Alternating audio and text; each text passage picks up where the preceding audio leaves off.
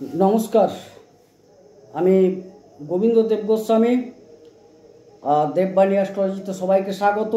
आलोचना अति गुरुत्वपूर्ण। बृहस्पतिर संचार मिथुन राशिते होयेछे अर्थात वृष राशि त्याग करे 14 मे मिथुन राशिते बृहस्पति प्रवेश करेछेन।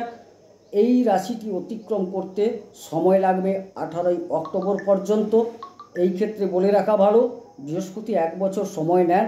তিনি কিন্তু অতিচারী হওয়ার সুবাদে এই স্বল্প সময়ের মধ্যে তিনি কিন্তু মিথুন রাশি অতিক্রম করে চলে যাবেন। এই অতিচারী হওয়ার সুবাদে 1 বছর ধরে বৃহস্পতি যে ফলদান করতেন এই স্বল্প সময়েও তিনি সেরকম অতি ফলদান করবেন। অতিচারী অর্থাৎ দ্রুত গমনের সুবাদে দ্রুত ফলদান করবেন।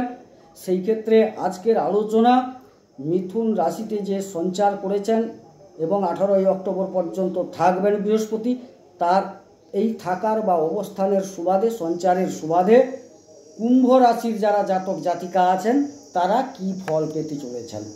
অর্থাৎ ফল বলতে বৃহস্পতি তো আর সব জায়গার ফল প্রদান করবেন না।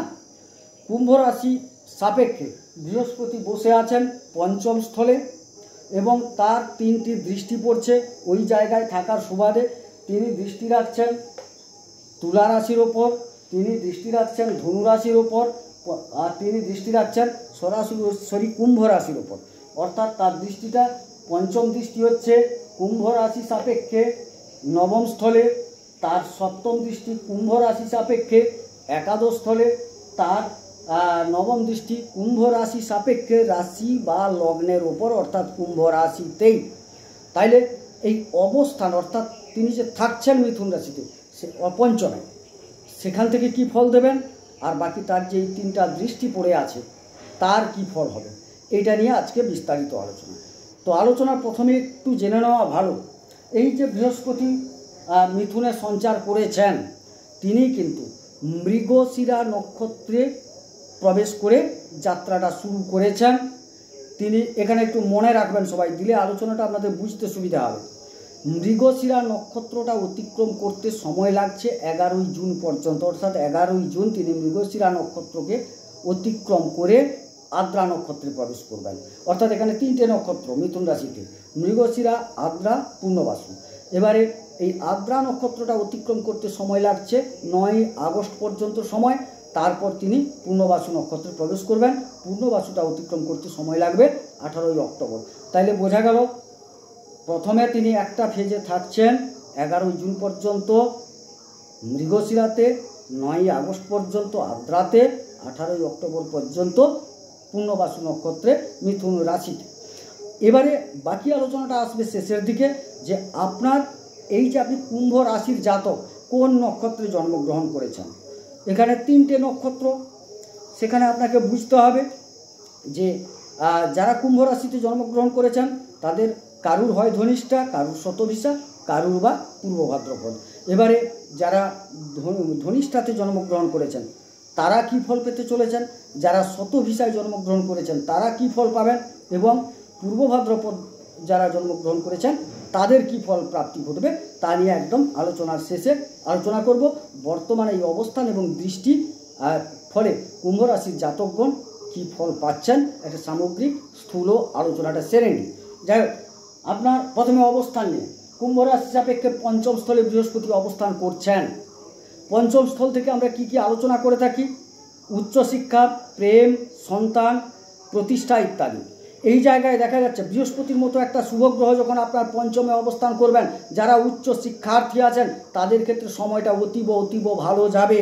কারণ বিদ্যা ভবন পছন্দ থেকে শুরু করে, বিষয় পছন্দ থেকে শুরু করে, কোনো প্রতিযোগিতামূলক যে কর্মের ক্ষেত্রে প্রতিযোগিতামূলক কোনো যে পরীক্ষা দেবেন তার যে পড়াশোনা, সর্বক্ষেত্রে কিন্তু আপনার একটা উন্নতি পরিলক্ষিত হচ্ছে।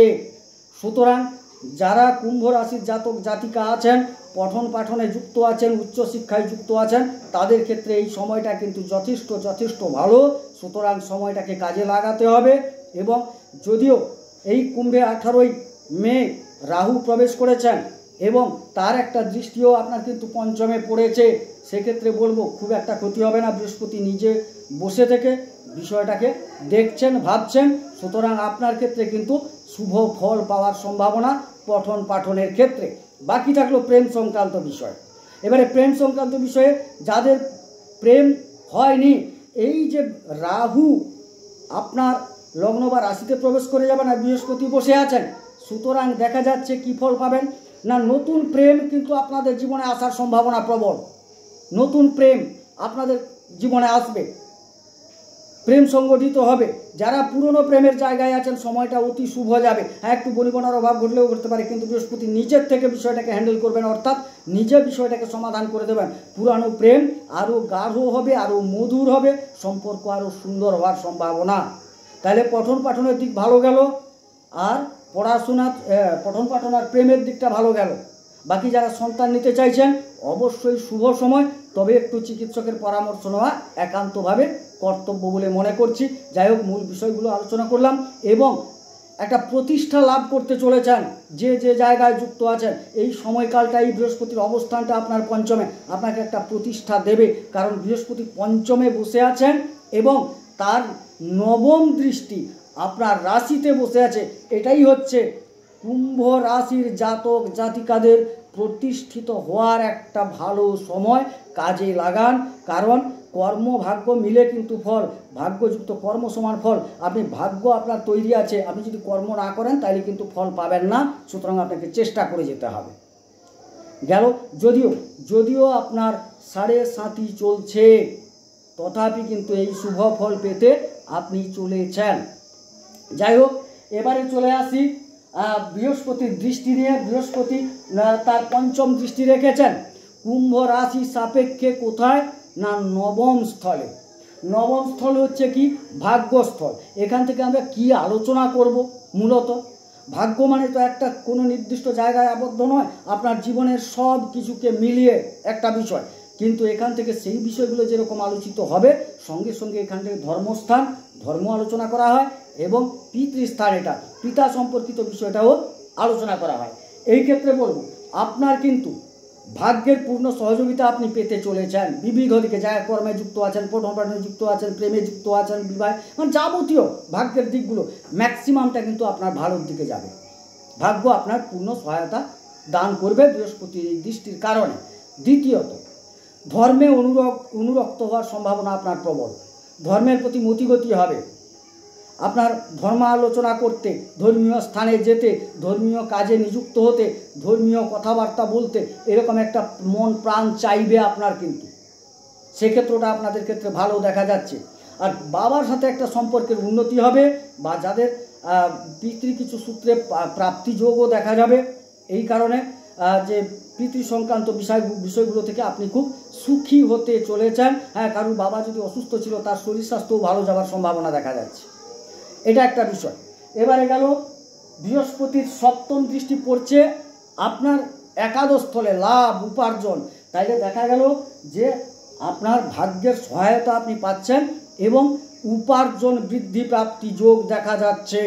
যে যে কর্মে যুক্ত থাকুন না কেন, তাদের একটা উপার্জন কিন্তু এই সময়কালে বৃদ্ধি পাবে, একটা লাভ বৃদ্ধি পাবে, কিছু পেতে পারেন যেখান থেকে আপনার প্রত্যাশা পূরণ হওয়ার সম্ভাবনা। দেখুন, মানুষের প্রত্যাশা পূরণ করা কারো ক্ষেত্রে সম্ভব নয়, তারা কিন্তু সবসময় আরও চাই করে। তথাপি দেখা যাচ্ছে একটা লাভ যোগ দেখা যাচ্ছে বৃহস্পতি, কারণ বৃহস্পতি মিথুনে বসে সরাসরি আপনার একাদশে অর্থাৎ নিজের রাশিতে, ধনু রাশিতে দৃষ্টি দিচ্ছেন। মজার খেলা এখানে। সুতরাং আপনার প্রবল লাভ যোগ দেখা যাচ্ছে এবং প্রবল উপার্জন যোগ দেখা যাচ্ছে। গেল, এবারে চলে যাই, সরাসরি পঞ্চমে অবস্থান করে বৃহস্পতি আপনার রাশি বা লগ্ন, অর্থাৎ কুম্ভ রাশি বা কুম্ভ লগ্নের যদি জাতক হন, আপনার রাশি বা লগ্নে দৃষ্টি দিচ্ছেন। একটা খুব গুরুত্বপূর্ণ বিষয়। দীর্ঘদিন রোগ ভোগে আছেন, উপশম হওয়ার সম্ভাবনা প্রবল। নির্দিষ্ট চিকিৎসা খুঁজে পেয়ে যেতে পারেন, যার ফলে আপনি উপশম হয়ে যাবেন।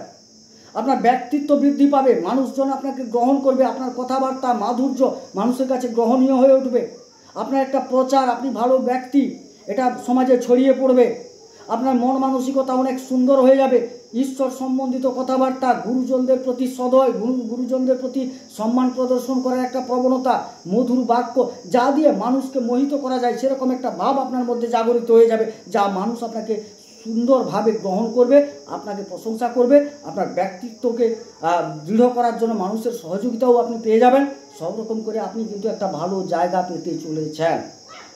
এবারে প্রশ্নটা হচ্ছে কি, এবারে প্রশ্নটা হচ্ছে আপনাকে দেখে নিতে হবে আপনার জন্মকুণ্ডলিতে বৃহস্পতির অবস্থান কি খুব খারাপ। তাইলে অবশ্যই পরামর্শ দিচ্ছি আপনার নিকটস্থ কোনো জ্যোতিষের কাছে যান, আপনার প্রিয় কোনো জ্যোতিষের কাছে যান, কুণ্ডলিটা মেলে ধরুন, আলোচনা করুন, সিদ্ধান্ত গ্রহণ করুন। কারণ বৃহস্পতির মতো গ্রহ যদি আপনার কুণ্ডলিতে খারাপ জায়গায় থাকে, অবশ্যই আপনাকে এটা ঠিক করে নেওয়া আপনার দায়িত্ব এবং কর্তব্য, যাতে আপনি সুফল পাবেন। এবারে চলে যাই নক্ষত্র ভিত্তিক আলোচনা। আমি আগেই বলে দিয়েছি বৃহস্পতি ক্রমান্বয়ে 3টে নক্ষত্র অতিক্রম করবেন, মৃগশিরা, আদ্রা, মৃগশিরা, আদ্রা এবং পূর্ণবাসু নক্ষত্র অতিক্রম করবেন।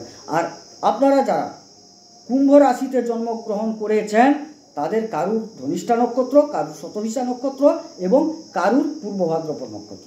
এবারে যাদের ধনিষ্ঠা নক্ষত্রে জন্ম তাদের বলি, নবতারা চক্র অনুসারে বৃহস্পতি কিন্তু এই যে 14ই মে থেকে 11ই জুন পর্যন্ত আপনার জন্মতারায়, তারপর আপনার সম্পদ তারায় অর্থাৎ 9ই আগস্ট পর্যন্ত সম্পদ তারায় তৃতীয় পেজে আপনার বিপদ তারায় অর্থাৎ 9ই আগস্ট থেকে 18ই অক্টোবর পর্যন্ত বিপদ তারায় প্রবেশ করবেন। প্রথম দুটো আপনাকে খুব শুভ ফল দেবে, কর্মোদ্যম, আপনি কোনো ব্যবসা করতে চাইছেন, কোনো ইনভেস্ট করতে চাইছেন, অবশ্যই ভালো। তারপর মোটামুটি একটা সম্পদ সৃষ্টির ক্ষেত্রে যাবতীয় পরিবেশ তৈরি হয়ে যাবে, সেটাকে কাজে লাগাতে পারেন। 9ই আগস্টের পর দাঁড়িয়ে যান, আপনি কোনো কাজ করবেন না। মানে কাজ বলতে কি, নতুন কোনো কর্মোদ্যম, নতুন কোনো ব্যবসা খোলা, ব্যবসায় নতুনভাবে ইনভেস্ট করা, কোনো হয়তো শেয়ার মার্কেটে ইনভেস্ট করতে চাইছেন, এগুলো থেকে বিরত থাকুন। খুব একটা সময়টা ভালো দেবে না আপনাকে, কারণ আপনি তখন বিপদ তারার মধ্য দিয়ে বৃহস্পতি অতিক্রম করছে, সে কিন্তু আপনাকে শুভ ফল দেবে না। আর বৃহস্পতির মতো একটা গ্রহ যদি আপনাকে শুভ ফল না দেয়, তাতে কিন্তু আপনি যে খুব লাভবান হতে পারবেন তা বলা যায় না। বলা যাবে যদি আপনার জন্মকুণ্ডলী সম্পূর্ণভাবে বিচার করে পুঙ্খানুপুঙ্খভাবে দেখা যায় অন্যান্য গ্রহাবস্থান আপনাকে অতি ভালো ফল দিচ্ছে, তাইলে বৃহস্পতি কিঞ্চিত না দিলেও আপনি হয়তো ভালো ফল পাবেন। নাহলে বৃহস্পতির মতো গ্রহ যদি আপনাকে শুভ ফল না দেন, তাইলে কিন্তু এই সময়কালটা আপনার ক্ষেত্রে খুব ক্ষতিকারক। অর্থাৎ তিনি বিপদ তারায় তখন চলছেন বা অতিক্রম করে যাচ্ছেন। 9ই আগস্ট থেকে 18ই অক্টোবর সাবধান ধনিষ্ঠা নক্ষত্রে যাদের জন্ম। এবারে চলে যাই ধনিষ্ঠার পর যাদের জন্ম হয়েছে শতভিষা নক্ষত্রে। শতভিষা নক্ষত্রে যারা জন্মগ্রহণ করেছেন তাদের এই প্রথম ফেজটা খুব ভালো, কারণ অতি মিত্র তারায় বৃহস্পতি থাকছেন, খুব ভালো ফল পাবেন, অনেকের সহযোগিতা পাবেন, কর্মোদ্যম আপনার ঘটবে, সব কিছু ভালো ঘটার সম্ভাবনা। তারপর কিঞ্চিত লাঘব হলেও ভালো ফল পাবেন, জন্মতারায় প্রবেশ করে যাচ্ছেন।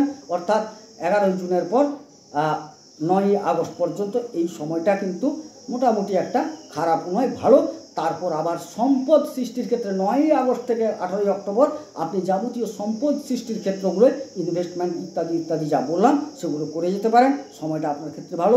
অর্থাৎ যারা এই শতভিষা নক্ষত্রে জন্মগ্রহণ করেছেন তাদের দেখছি যে এই বৃহস্পতির গোচর খুব একটা খারাপ ফল দিচ্ছে না, বরং ভালো ফল দিচ্ছে। এরপরে চলে যায় যাদের পূর্বা ভাদ্রপদ নক্ষত্রে জন্ম। এই পূর্ব ভাদ্রপদ নক্ষত্রে যাদের জন্ম তাদের কিন্তু প্রথমে বৃহস্পতি মিত্র নক্ষত্রে প্রবেশ করছেন, ভালো ফল পাবেন 11ই জুন পর্যন্ত। তারপর আবার 11ই জুন থেকে 9ই আগস্ট অতিমিত্র তারাই থাকছেন, অর্থাৎ অতিমিত্র তারাই থাকছেন, আদ্রা নক্ষত্রে খুব ভালো ফল পাচ্ছেন। এবং তারপরেও তিনি পূর্ণবাসু নক্ষত্রে, জন্ম নক্ষত্রে প্রবেশ করে যাচ্ছেন, অর্থাৎ জন্মতারায় থাকছেন। সুতরাং দেখা যাচ্ছে এই সময়কালটাও ভালো, অতি ভালো, মোটামুটি ভালো, এইরকম ফেজটা আপনি অতিক্রম করবেন। তাইলে দেখা গেল কি, একাধারে কুম্ভ রাশির যারা জাতক জাতিকা আছেন, কেবলমাত্র ধনিষ্ঠা নক্ষত্রে যাদের জন্ম তাদের কিন্তু থার্ড ফেজ 9ই আগস্ট থেকে 18ই অক্টোবর একদম সাবধানতার সাথে পা ফেলতে হবে। বাকি যেরকম বললাম ভালো মন্দ মিশিয়ে অন্যান্য নক্ষত্রে যাদের জন্ম তারা ফল পাবেন। আর আপনার জন্মকুণ্ডলিতে নেহাত যদি বৃহস্পতি খারাপ থাকে, আমি যতটা বললাম ততটা পাবেন না। সাথে সাথে আরও আপনাকে একটু বলে দিই, আপনার কিন্তু শনির 7.5 চলছে, তার মানে শনিদেব আপনার বিচার করছেন, সেক্ষেত্রে আপনার কৃত ফল আপনাকে পেতে হবে। হয়তো বৃহস্পতি কিঞ্চিত তার থেকে আপনাকে শুভ ফল প্রদানের চেষ্টা করবেন। যাই হোক, আলোচনা ছোট্ট করে করলাম। বিশদে জানতে হলে অবশ্যই কল করতে হবে। কল নাম্বার দেওয়া আছে, হোয়াটসঅ্যাপ নাম্বার দেওয়া আছে। কল নাম্বার হচ্ছে 9609078231, হোয়াটসঅ্যাপ নাম্বার হচ্ছে 8972451464। এই কল করতে পারেন, আপনি আলোচনা করতে পারেন। যারা যোগাযোগ করে বিচার করাতে চাইছেন করাতে পারেন, দক্ষিণা অবশ্যই প্রযোজ্য। যাই হোক, সবাই সুস্থ থাকুন, সুন্দর থাকুন। তার আগে বলে রাখি, বৃহস্পতি যদি কুণ্ডলিতে খারাপ থাকে, কাঁচা হলুদ খান, কাঁচা হলুদের টিকা লাগান, হলুদ বস্ত্র বৃহস্পতিবার পরুন, নিরামিষ খাওয়ার চেষ্টা করুন, গুরুজনদের সম্মান শ্রদ্ধা জানানোর চেষ্টা করুন, বয়স্ক মানুষদের সম্মান প্রদর্শন করুন। বৃহস্পতি খুশি হবেন, শুভ ফল দান করবেন। নমস্কার, সবাই সুস্থ থাকুন, সুন্দর থাকুন। ঈশ্বর সকলের মঙ্গল করুন, মঙ্গল হোক।